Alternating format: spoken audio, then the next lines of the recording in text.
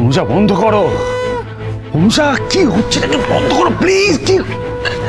কি কাকিয়া এসব কি? কেন করছো এসব তুমি? প্লিজ, আমি আর কোনো অশান্তি চাই না। অনুষা অনুষা অনেক লোক জড়ো হয়ে যাচ্ছে, আমি রিকোয়েস্ট করছি তুমি তুমি চলো চলো চলো চলো এখান থেকে। না,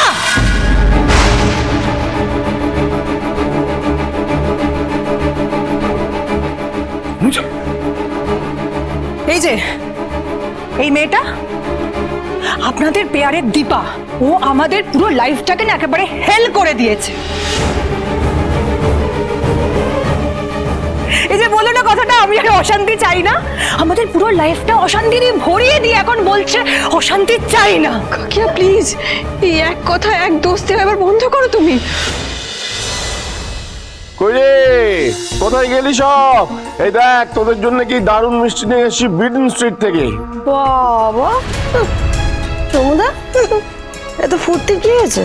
কেন ফুর্তি না করলে কি হয়েছে?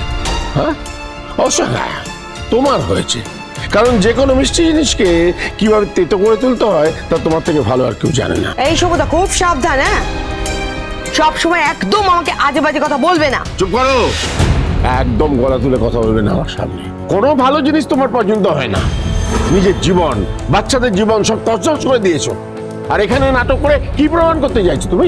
নাটক করে আমার কি লাভ সমুদা? তোমার কিসে লাভ কিসে ক্ষতি সেটা আমাকে জিজ্ঞেস করো, কারণ সত্যিটা তুমি সহ্য করতে পারবে না। মানে নেহাত অর্জুন আর দীপার জন্য আমি মুখ বন্ধ করে আছি, কিন্তু একদিন না একদিন তোমার এই মুখোশ খসে পড়বেই। তখন তুমি কি করবে পিতা? হ্যাঁ তোমার এই ভালোবাসা মাতৃপ্রেম সব তো অর্জুনের সম্পত্তির লোভে। কদিন লুকিয়ে রাখবে তুমি?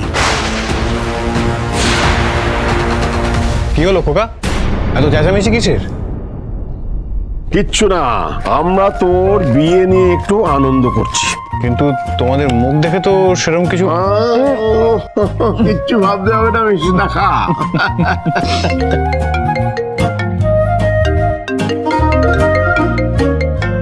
টিকটার ফোন। সে কি রে? হ্যাঁ সিস্টার বলো। হ্যালো অর্জুন দা,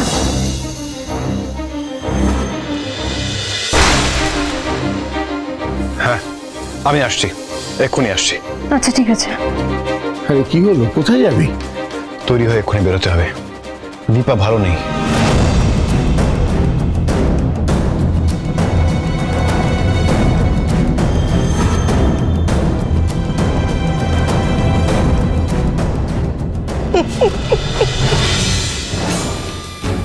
ঠিক এইভাবে দিনের পর দিন আস্তে আস্তে আমি তোমাদের দুজনকে বিয়ের থেকে একটু একটু একটু একটু করে দূরে সরিয়ে নিয়ে যাব। দেখি